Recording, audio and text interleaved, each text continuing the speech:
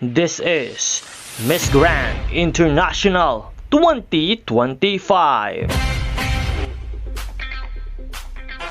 I am Nel2204. Don't forget to like and subscribe. Pinatunayan ni Emma Tiglao ng Pilipinas na siya ang karapat-dapat abangan sa National Costume Competition ng Miss Grand International 2025.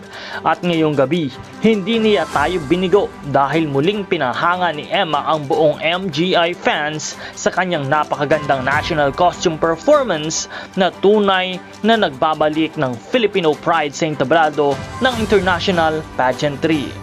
Sa kanyang paglabas sa stage, agad na napuno ng sigawan ng venue. Bit-bit ang kanyang national costume na may tamang mayari, the Filipino Goddess of the Moon.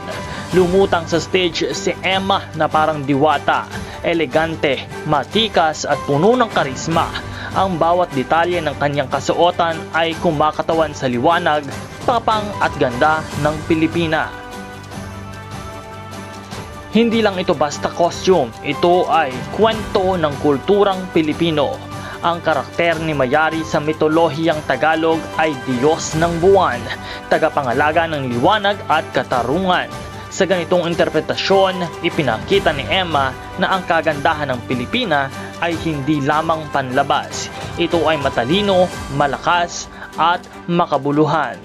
Maraming salamat kay Patrick Isurena na siyang costume designer ng kanyang national costume. Maraming salamat din sa inyong pagtutok at sa panonood at ganun din sa pag-subscribe.